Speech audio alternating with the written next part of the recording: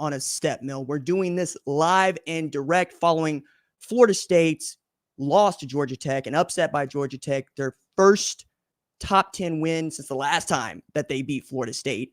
And that game absolutely lived up to its billing. Already, I am giddy about what this might mean for Georgia Tech. I'm giddy about what this might mean for the ACC because we got a new player that is absolutely thrown down a marker as a contender for that championship. Meanwhile, we're talking about an offensive line that absolutely mauled, that absolutely mashed on a Florida State defensive line that was supposed to be, is one of the most talented in the entire country. Brent Key's got to feel great about this, man. It's a program that rushed for 200 plus yards on the ground last year, 5.4 yards per carry. Against Florida State today, 190 yards on the ground, 5.3 yards per carry. They look like the more physical team. They looked like they had heard, oh yeah, y'all got Patrick Payton? Cool. We got 210 combined starts over here. Let's get it. Let's go. Very excited, very proud of what they've been able to accomplish. And we'll talk more about that. But the reason that I wanted to do this is this right here, man. I wanted to be able to talk with you for a little while and see how this goes. I think that we're going to find out a bit about us throughout this season as we push toward 100,000 subscribers on the channel. By the way, if you're watching and you're not subscribed, please subscribe. Costs you nothing. Only helps me get closer to that national championship. So throw your questions into the comments or into the chat, excuse me, and we'll use that like we do a call-in show for the most part. And there's a couple of things that I think I want to talk about. But more than that, I think, my goodness, this is going to set us up for something really special, I hope, with this 12-team playoff. Like, you've seen all of the talk around what the 12-team playoff is going to be like, what these automatic qualifying spots are going to be for the Power Four, to say nothing the G5 spot, and who can sneak in for the first time that has never snuck in. All of these things are coming into play, and Georgia Tech has already given themselves an opportunity to show a college football playoff selection committee in the first week of November. Remember when we beat Florida State on a neutral site in week 0? If they are a 1-loss or 2-loss team, they should expect to be considered for a spot in the college football playoff. We just did not think that the Rambling Wreck was going to be able to get this win. I didn't think they were going to lose by double digits. That said, Florida State had not lost a game that they were favored by double digits in 15 opportunities. Right now, we got Georgia. If you're Florida State, this sucks because you lost to Georgia in the Orange Bowl, 63-3, and now you lost to Georgia Tech in a kickoff classic in 2024, which means that you lost to both of the large public universities in the state of Georgia your last 2 outings. Maybe y'all don't want to play anybody from the state of Georgia for the foreseeable future. I think that's going to be one to watch for me. I'm going to see what Florida State looks like after this. I don't think that the national attention that they've been getting is going to stick. I think Clemson has an opportunity now to throw down an even more of a marker for that conference if they can somehow upset Georgia. Big if. But we thought the Georgia Tech upset would have been a big if for Florida State. I also was looking at Mike Norvell going, why don't you push the ball down the field? Why don't you try to get Malik Benson on one-on-one opportunities and say, my guy's better than your guy, to try to go get yourself an explosive play, right? To try to go get yourself an easy 6. Because when you got a Georgia Tech squad that can run down the field 8 minutes, 24 seconds on you without stopping, you don't have a choice. You can't afford to dink and dime. And they did.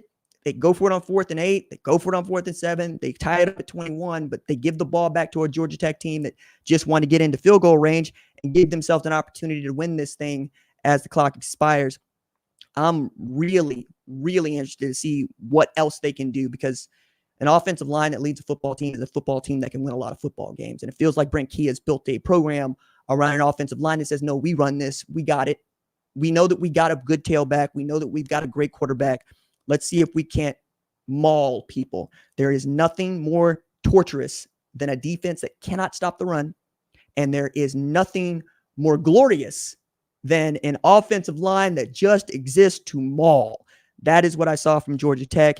And if you are playing defense at Florida State, there's just so little you can take away from this that was good. Because you're like, did we stop the pass? Sorta. But that's not really what they wanted to do. They wanted to run on you, and they did for damn near 200 yards at 5 yards a clip. There was nothing you could do about it. That's a problem. That's got to get figured out. You're not going to run through the ACC at all if you keep doing that sort of stuff. I think we'll get there, right? We'll figure out more about Florida State. I think they're going to win a bunch of football games, but losing this one was not on the schedule. Like when we print out our schedules and we put W or L next to those games, I think a lot of us put W next to this one for Florida State, including Florida State fans. Meanwhile, Georgia Tech's going, wait a second. We might be good. A bunch of engineers providing solutions and becoming a problem. My goodness. Let's see what we have over here in the chat. Let's see if there's anything I can get going on over here. If this is your first opportunity to catch me doing a live chat, congratulations. I have not done this in the better part of 5-6 years, right? And we got started doing this September 10th, 2017. It's not really a thing that I have done in the past, but that was because I would do a lot of radio, 2 hours of radio. I host by myself in Tulsa, and then I would do the show here at Fox, and mostly just don't have the time or the bandwidth. But this was an opportunity that I thought might be cool for many of us to get in here and see what's going on. Let me see.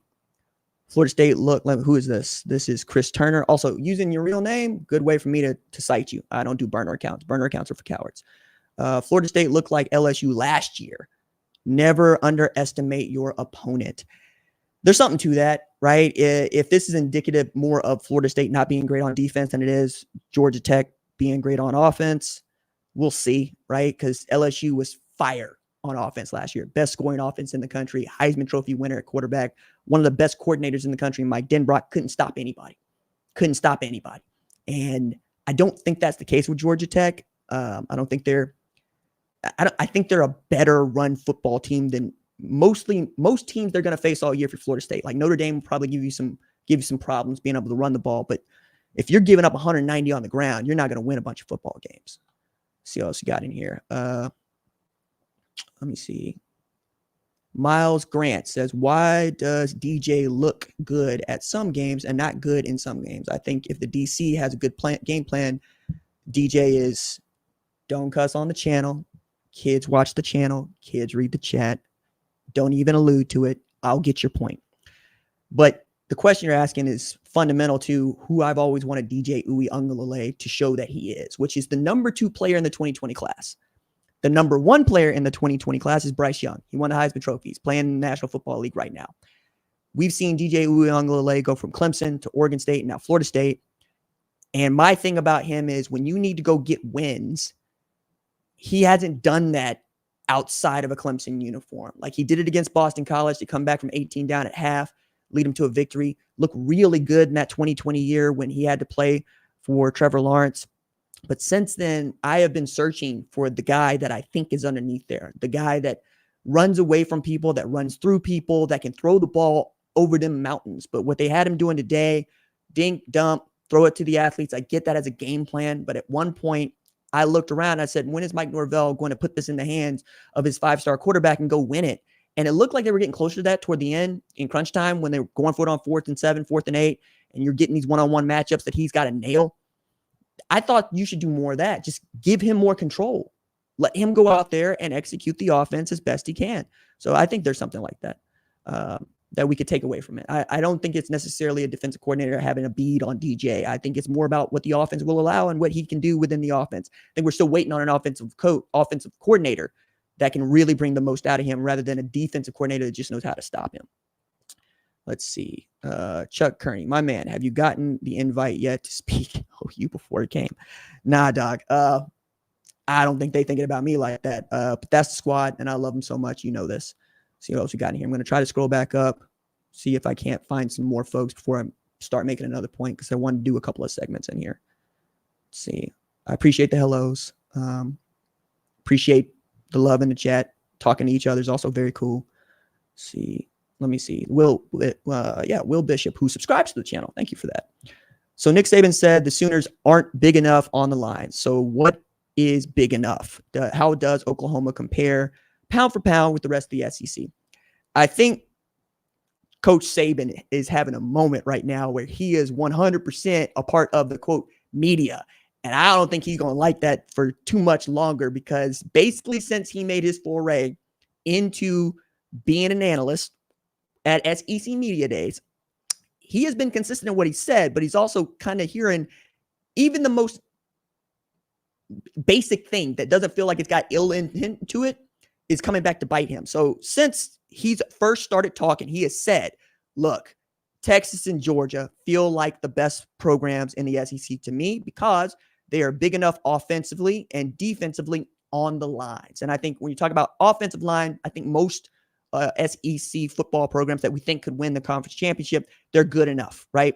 It's how deep are you on that side of the ball? And the same thing is also true on the defensive line, but more so. And I think this is the point that he was trying to make. Oklahoma is big enough on the defensive line when you start the game. Okay? We can go 315 in the middle. We can go 6'4", 265, 270, 254 on the edges, and we run 4 down linemen, or we run 4 pass rushers, 4 guys on the front line. Nick Saban, Kirby Smart, they like an odd front. They'll have 4 linebackers, 3 defensive linemen, 1 guy in the middle who's demanding double teams. Jordan Davis, Jalen Carter come to mind. Okay. I think what Coach Saban is saying is you can't rotate in just athletes. You have to rotate in big, fast athletes. That is why they're so hard to come by. Coming across a 6'6", 300-pound man that moves like a 6'2", 210-pound man is not regular.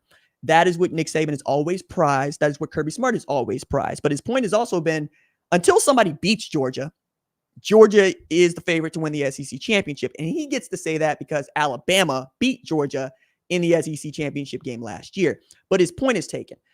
His point is simply, you need to be bigger when you rotate in. We need to look at you around, and you need to have big everywhere you go all the time, because you can't run that front line all the time, all over. It's just going to be difficult. It's just going to be really, really hard to keep guys fresh, to keep your pass rush, to keep your run fits, frankly, and to make sure that guys get clean reads, because that nose allows those inside linebackers to stay clean. For Oklahoma, that's guys like Danny Stutzman. Can you let that guy see thing, hit thing, as opposed to having to shed guys getting to the second level on him as consistently as they do? I also thought it was interesting to watch Coach Saban go through the game day tradition of picking games and then picking national champ, picking conference champ, and how anything he had to say, he didn't really want to. Like near the end, when they're talking about who's going to win the national championship, he's hesitating after he says Georgia to win the national championship. He's getting asked who's playing against them, and he kind of fell into Oregon. And then he's saying Oklahoma and Oregon remind him a lot of each other. And I'm thinking, is that a slight? Is that a dig? I don't think it is. I think Oregon's a good football team. I think he loves Dan Lanning. I think he's got a tremendous amount of respect for Brent Venables. I think he knows that both of those guys have been capable of beating him, and that's one way to get his respect. But as we continue to watch Coach Saban do game day and do analysis, I wonder how much of this he's going to want to keep doing, because it doesn't always look like it's fun for him, but I hope it does, because I genuinely love hearing Coach Saban talk about ball and getting his insights into what it takes to be a great player, to be a great coach. I just don't know that this is the forum, the one that I work in, for which he is best suited. I think he's best suited giving people real world analysis right as you're doing something. I don't know that he's kind of guy that's going to get into a booth and call games, but my goodness, would we all listen to that and watch it? Because a guy that can see the game and tell you what's happening in real time, that's Valhalla for many of us, right? That's what we want. The stuff that I do in and around the games, right? That's not necessarily where he's going to be, I think, excellent. I think the place where he's going to be excellent is telling you X's and O's, Jimmy's and Joe's. This is why this works. This is why this doesn't, as opposed to giving you an opinion. I'm an opinion guy. I also know that's my lane, even as I know ball and I love ball. I'll never know as much ball as Coach Saban. But when it comes to making a point or interviewing a subject, that's where I get to shine. Perhaps Coach Saban still has some more that he's going to show, because, he's real early in this. Like, one of the things we don't say enough is he just got started doing this. Not that he just got started coaching ball. He just got started, people with an IFB in his ear, learning to travel for these things, learning what is expected of you on television, radio, broadcast, how often you have to work and how seriously you have to take the work if you're going to be very good at it. I think he's going to get there, man. I'm just curious as to how those little things he's saying, about, say, Oklahoma, saying they're not big enough, they're athletic, is going to get blown way out, because I know what he's talking about, but that's because I've heard enough Coach Saban talk to understand what the point is. And the point has always been depth and talent, talented depth. That's always going to be at the top. Doc Winston, oh boogie. All right, real quick, for those of y'all that are new to the channel, oh boogie is an OG on the channel. One of a handful of folks that I remember by name who have been here since day one. And I feel in some respects that I get to 100K, he's getting to 100K. And I can only say that about a dozen people that I know. Also, dude was the first to tip me off on the Natural Light video contest, for which I was a winner, and they put me in the Super Bowl ad for it. So when you see him in there, know that he also has my respect. Let's see what else we got in here. Bro bragging about useless wins as usual. Typical Buckeyes. Haha. Oh yeah. Oh, okay. He's not talking to me. All right, cool. My bad. My fault. I jumped into somebody else's conversation. That's going to happen when you're scrolling through the chat. Let's see. What else did we have in here? If Texas has the big enough line, then why did our D-line do better than theirs in the Red River shootout? Hey, look, common refrain is only 2 programs last year had wins against teams that qualified for the college football playoff. One of them was Texas, who beat Alabama, and one of them was Oklahoma, who beat Texas. That game was amazing. And it went back and forth. And I don't think that Oklahoma's defensive line dominated. I think that Oklahoma's defensive line was better that day. I think Billy Bowman dominated. I think Nick Anderson showed us who he is, and Dylan Gabriel 100% dominated, and dominated in such a way that when he decided to transfer to Oregon, people were like, it's cool. We understand. We get it, in a way that, say, you wouldn't if he had lost that game, right? If he hadn't given to Oklahoma as much as it felt like he was getting from Oklahoma, you feel some kind of way about that. But I don't necessarily look at it as saying Oklahoma's defensive line was better than Texas last year. I think it's better on that day. And that's what matters, right? Are you better on that day? It's kind of like this Georgia Tech, Florida State game. Georgia Tech's better today. Play that game again tomorrow. Who's going to pick Georgia Tech? That's the question to ask. And that's how you can put your lens on and go, okay, what do I know and why do I know it? So what's got in here? Who gives Georgia Tech their first loss? The Syracuse game may be a barn burner. I guess I got to take a look at, what their schedule is like, because as I remember, their schedule is kind of ridiculously difficult, especially in relation to their peers. Because, we don't particularly think of the ACC as being that tough compared to the Big Ten or the SEC. But now that you got that win and you are Georgia Tech, you're going, okay, how do we keep this going? To his point about who's the first loss. That Syracuse team is tough. It's also in year 1 of their head coach, and they got a new starter at quarterback in Kyle McCord. We'll see. So they got Georgia State, Syracuse, VMI, and then Louisville, at Louisville, versus Duke, at Carolina. Notre Dame would be my solid bet on that. So September 19th or October 19th would be my solid bet. I don't know that they're going to get past Notre Dame. They could. But if they get past Notre Dame and they're undefeated, they're a top 10 team. They just are. And they might end up a top 5 team if they can keep this going. Like, they feel like they're in just the right place to build toward being able to be great in the second half of the season. Again, if you run the ball well, that travels. That goes everywhere. That's what they got to keep in front of them. Keep that offensive line healthy.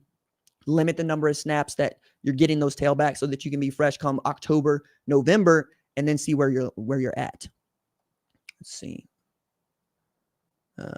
My guy says breaking news. Okay. Let's see what else we do have in here.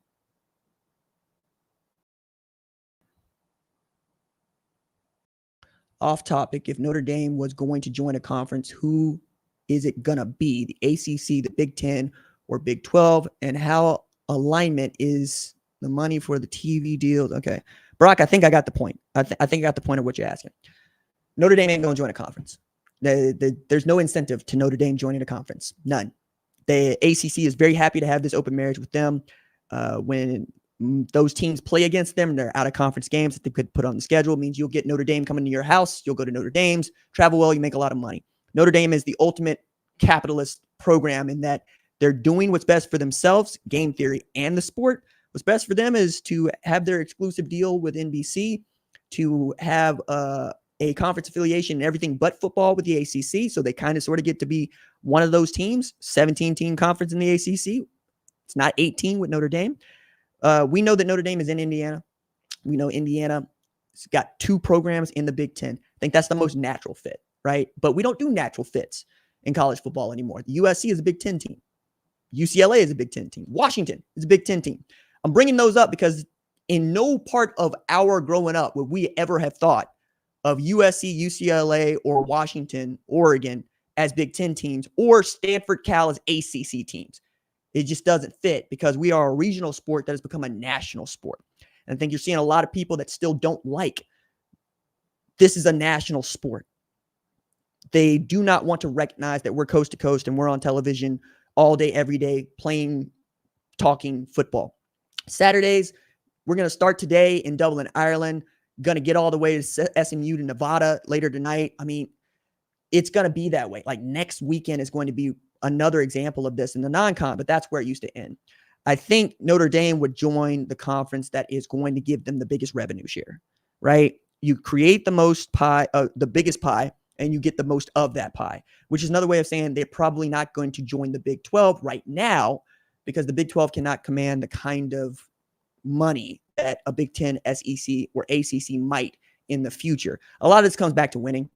If you can win national championships, you can do mostly what you want, and that makes you very high on everybody's list to go get. One of the reasons that Colorado was able to make the move to the Big 12 as soon as they did is their popularity was at an all-time high.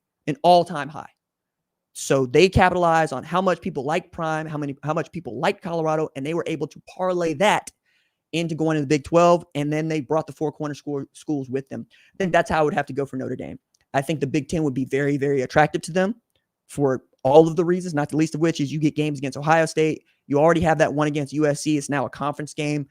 Penn State, Michigan, you get to play a really, really great schedule year in and year out. So much so that Purdue goes 4-8 last year, and they have sold out their season tickets for 2024. Why? Do they expect to be good? Better. They don't expect to be good. They expect to be better than last year.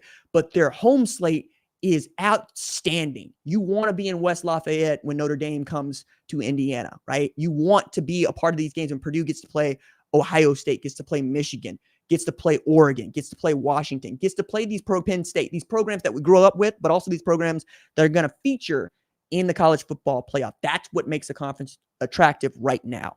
That is what I think Notre Dame would be looking at if they were looking at anything at all. Let's look around. See what else we got going on here. Let's see. All y'all can say F. Okay, I'm not going to jump into somebody else's conversation about Florida State and Georgia Tech. We've done enough of that. If it comes back around, it comes back around. But I see y'all over here absolutely getting it in. I don't blame you, but my goodness, see what's got going on here. I think Haynes King could be a real playmaker for Georgia Tech. Their defense looked physical. I'd say Louisville may be too much, but there's a real possibility that Georgia Tech could go into that game 4-0. It's true. Haynes King led the ACC in TDs. Haynes King also led the ACC in INTs. And with a program that also can run the ball at 200 yards a game, you just either making perfect reads everywhere you go or not at all. Like the difference, what I saw from Georgia Tech reminds me a lot of what I saw from Michigan when J.J. McCarthy was quarterback. When J.J. McCarthy cleaned up his ability to not throw the ball to the other team, nobody was getting past Michigan because they could play ball control and great defense. They could run the ball, play action pass, and get one-on-ones and go win. Haynes King can fall into being able to put the ball where it's supposed to go on time. That's who Georgia Tech is going to become. I think you're onto something there, but not necessarily as a dual threat playmaker, but as a play action playmaker who can also run away and get you out of trouble. Nebraska going all the way with Dylan Raiola as their savior. We'll see. I would like to see it. Let's see. Ooh, my big cousin's in here, and he got my phone number, so he just skipping the chat altogether. My big cousin Rico in there.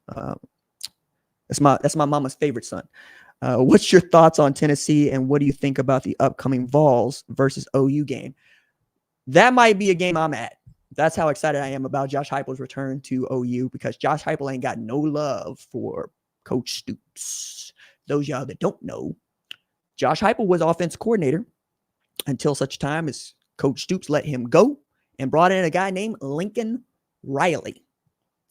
Then handed the controls to Lincoln Riley. Many of us thought the controls might one day be handed to Josh Heupel. Lincoln Riley did what he did with Oklahoma, made college football playoffs, won Big 12 championships, created Heisman winners and number 1 overalls. And Josh Heupel took the long way back to prominence. Missouri, learning that offense, learning how to run the veer and shoot, going from running zone read and pro style to now what you see is tempo, taking over a Tennessee program that was, shall we say, in a dumpster by their standards, right? They did not feel good about Butch Jones. They did not feel good about Jeremy Pruitt. They were in a bad way themselves. And Josh Heupel said, I got it. I know how to do this. Just trust me. Let me work. And what did he do? He rehabilitates Hendon Hooker into a Heisman caliber quarterback. He gets a win against Alabama, and they ain't beat Alabama since the invention of the iPhone before he did it. He's turned Joe Milton into a player. Nico Iamaleava. I'm going to get there, Nico. Promise. That dude's a player. We know that he's great. We saw what they were able to do against Iowa. I think that that's going to be a really good test for both of those programs, what the new SEC is going to be. Tennessee going to Oklahoma. I'm also going to add here, Oklahoma giving Tennessee to what 4.5 now at Elon. So that, in that way, do I expect Oklahoma to win? Yeah.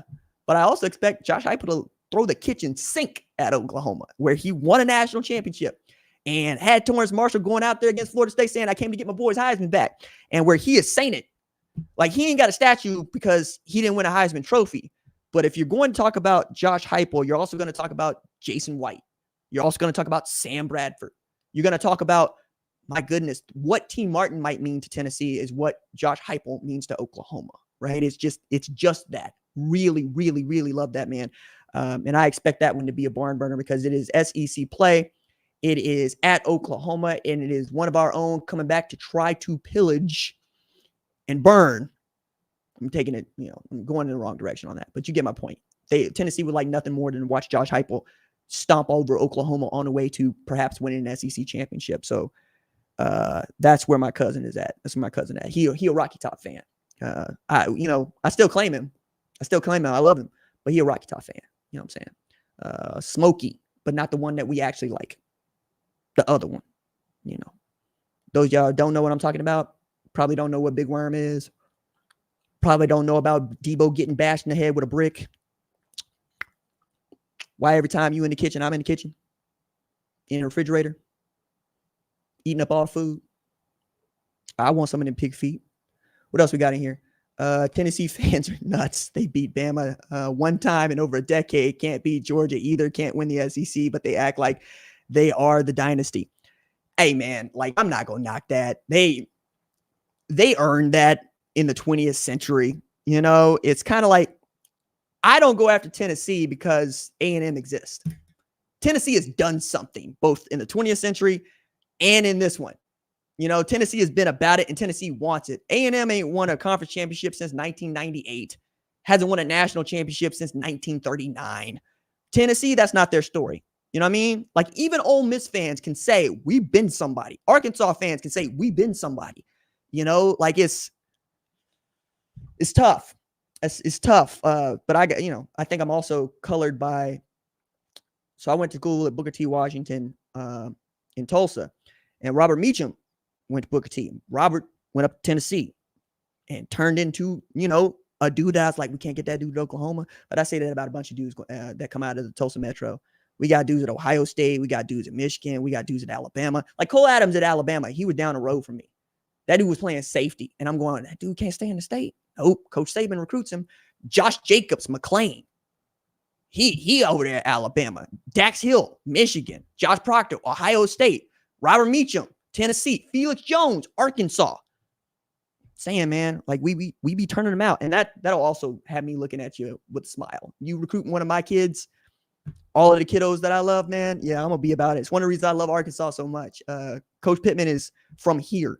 Coach Pittman from Grove, Oklahoma. He went to Pitt State, a gorilla, and he get it how he lived, man. I love that man with my whole heart. Like he understands it. He gets it. He loves his players. I really want Arkansas to be great. I really, really do. Like between Arkansas and Nebraska, I love Arkansas just a little bit more than I love Nebraska, and that's got a little bit more to do with OU and Nebraska. You get what I'm saying? But I need Nebraska to be good too.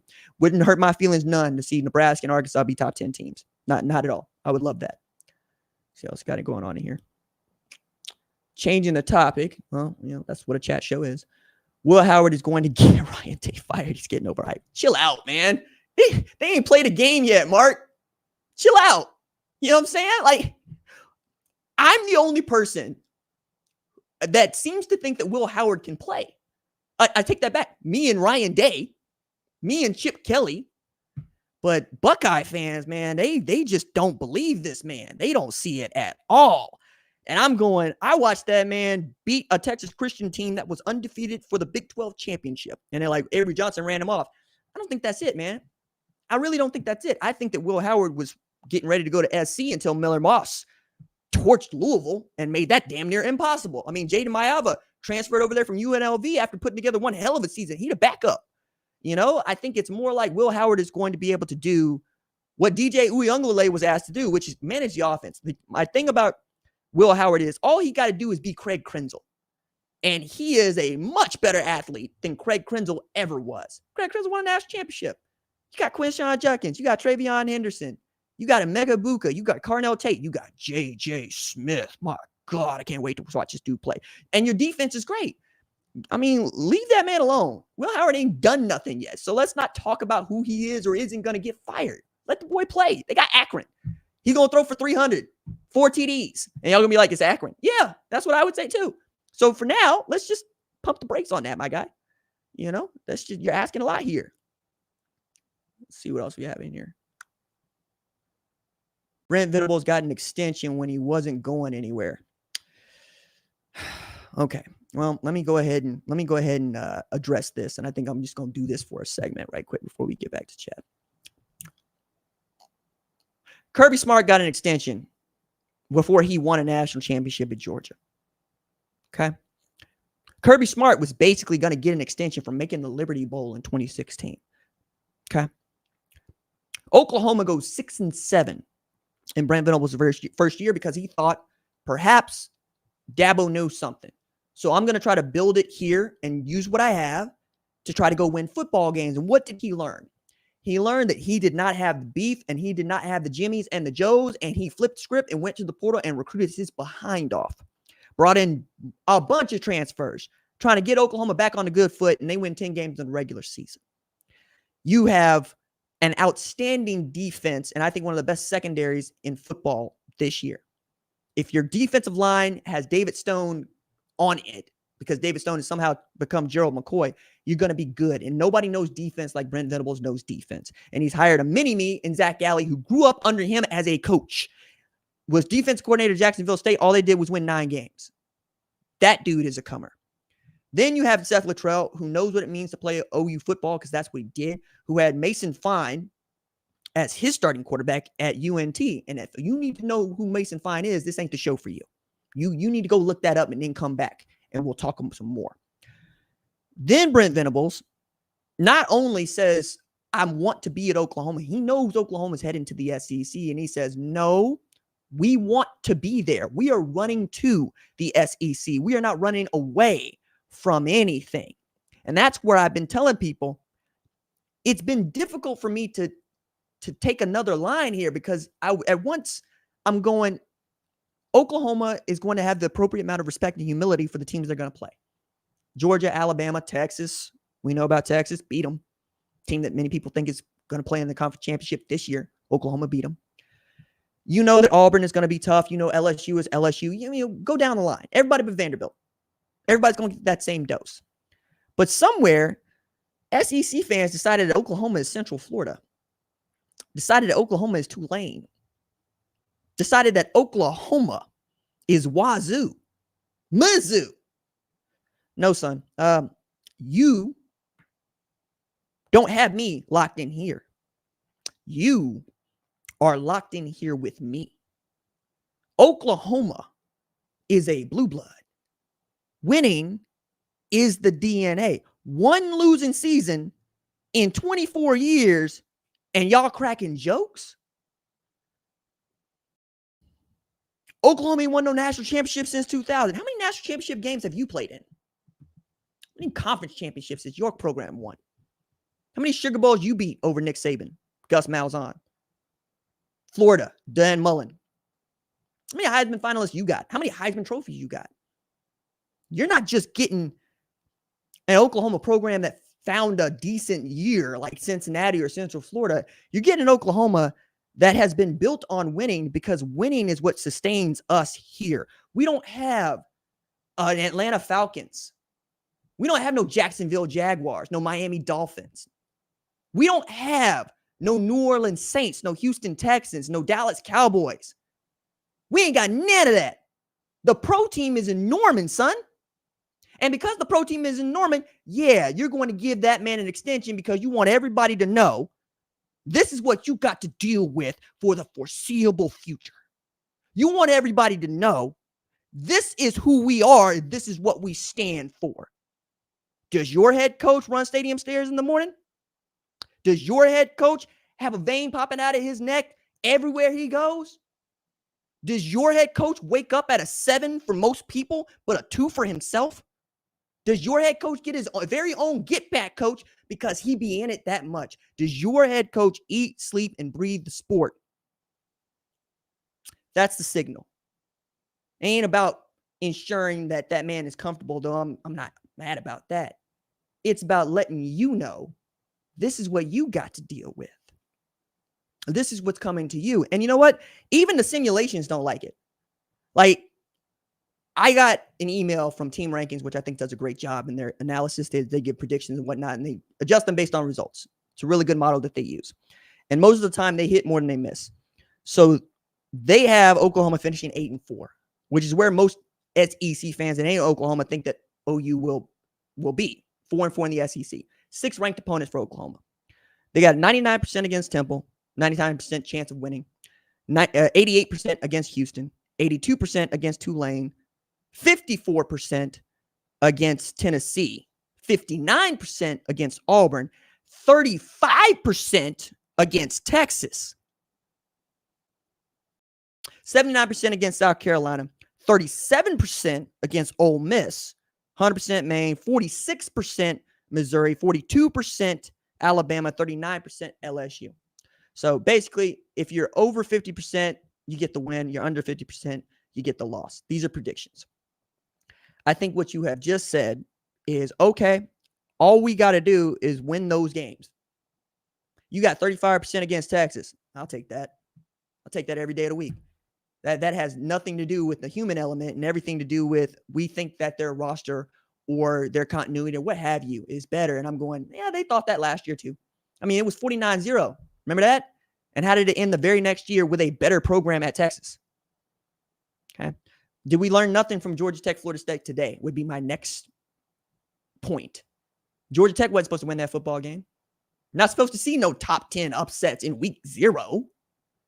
But now you're factoring in that it's Oklahoma. And the thing that I think is really going to upset me about this in the long run is that if Oklahoma gets off to a don't mind Oklahoma start, if Oklahoma is 1 or 2 losses going into their final game of the regular season against LSU, people are going to say, well, we expected that. That's Oklahoma. And I'll be like, nah, I want you. I want you, son. Nope. I want you to tell me you were wrong and why you were wrong. Okay? I want you to tell me about this bias that you got against a new program into your conference. Because it's not as if Oklahoma is arriving here being Billy Big Balls. That's not what's going on. What Oklahoma is doing is what Oklahoma has always done, expecting to win. Expecting to win. And most of the time, we're right. See what else you got in here. Let's see. Jackson Arnold is going to love playing college football games. He should be easy for him. Practicing every day against OU's defense is brutal. Jackson's got all the talent in the world. Just don't throw the ball to the other team. That's it. Take care of the football. Take care of the football. It's going to be all right. I just need to see him take care of the football. I understand that it was one game against Arizona, but this is the one game we got to go on. I'm not going to throw it out just because I don't like the result.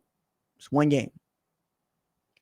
See, as a Bama fan, I do think Oklahoma will be able to do really well in the SEC. I am a Bama fan, but I'm not delusional to think they can't win. Of course, I'm still saying Bama will beat Oklahoma. That's fair. I can live with that. As an Alabama fan, I can absolutely 100% live with that.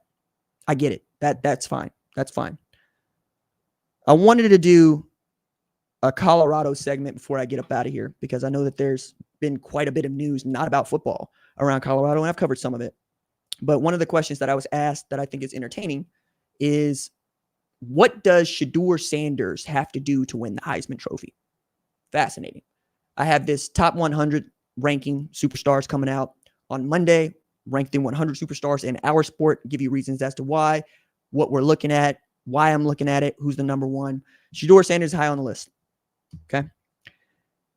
But to win the Heisman Trophy, the things that have to go right for him, I think really have to go right for him without question. He's got to throw for 4,000 yards. He's never done that at this level. He's struggled to get past 3,800 yards, but this is also a guy that when he's in his element, you give him time, he'll pick you apart. If you get pass rush on him, he has shown he'll hold the ball and or get hit.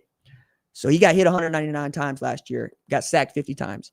One of the things that has to happen for Shedeur Sanders to win the Heisman Trophy, you got to get sacked fewer than 12 times. You got to get sacked fewer than 12 times.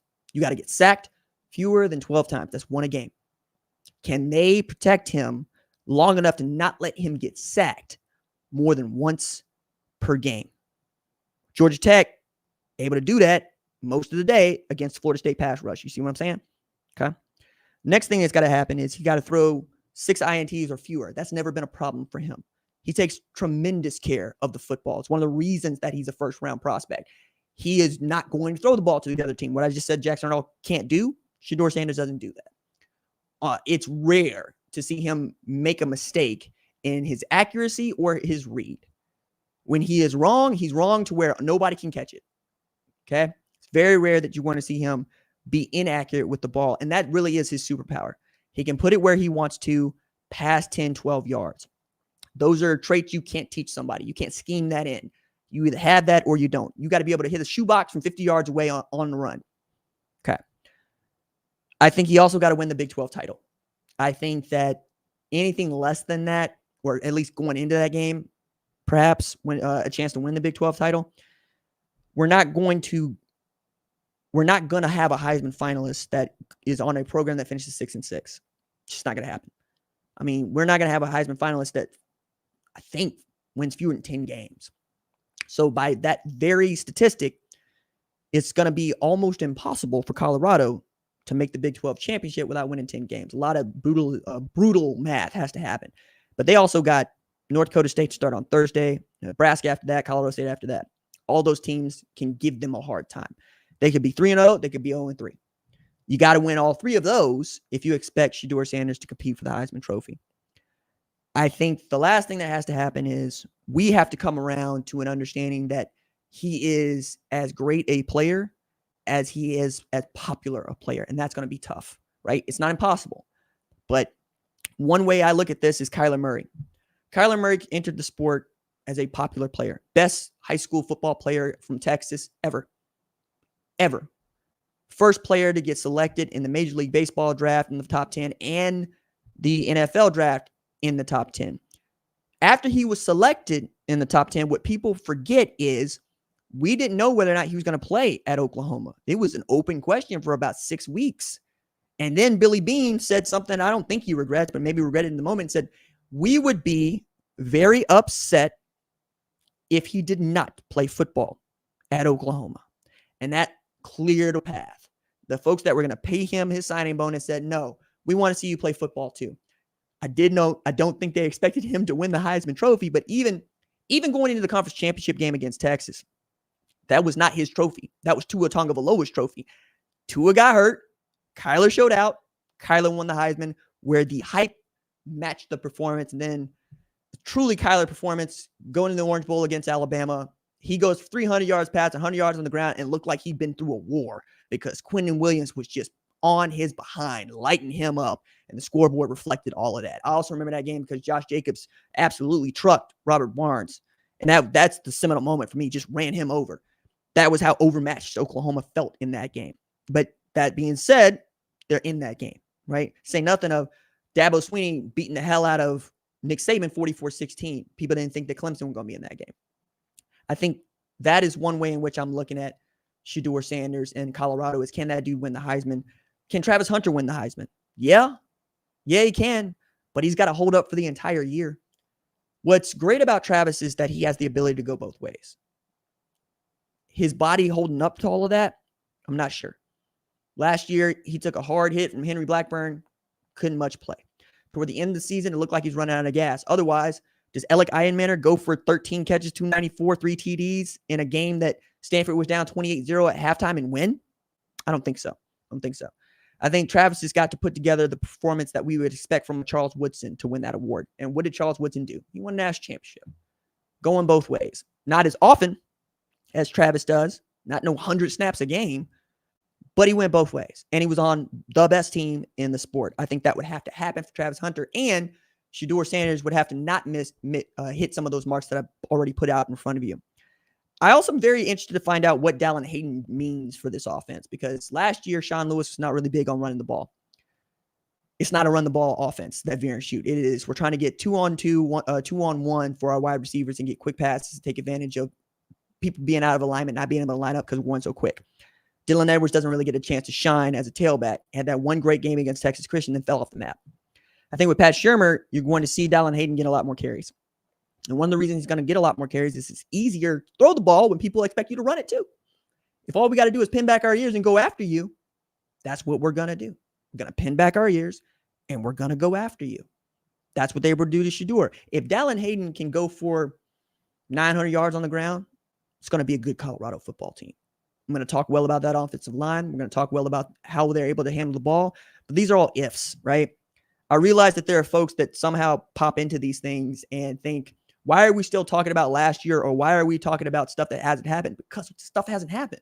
And what we have to go on is last year. I'm not going to make up a game to talk about. It's not how this works. We talk about the facts as they are. When the facts change, opinions change. They go beat North Dakota State by 28. Different conversation altogether. They go to North Dakota State and they don't cover the spread, which is 8.5 right now. That is also a different conversation altogether, to say nothing of all the stuff that's going on off the field. Robert Livingston has a lot to prove, has a lot to show. Never called a defense before. I understand that people think that he's great because he came from Cincinnati and coached secondary there, and secondary is really good. Charles Kelly is one of the best defensive back coaches I've ever seen. His defense was sorry last year. Okay? We just got a lot of things that we still need to answer. We have questions. Answer the questions. If the answers are in the affirmative, we will speak in the affirmative. We won't make things up. I just don't get that part. I'm never going to be that guy. Okay. I think I got time for one more, and then we'll probably call it good for this one. See how y'all like this or don't like this. What else did we have? Nebraska's Oklahoma daddy. On what planet, my guy? It's not since 1995. Trying to look for one more question before we get out of here. I'm going through the chat as quickly as I can.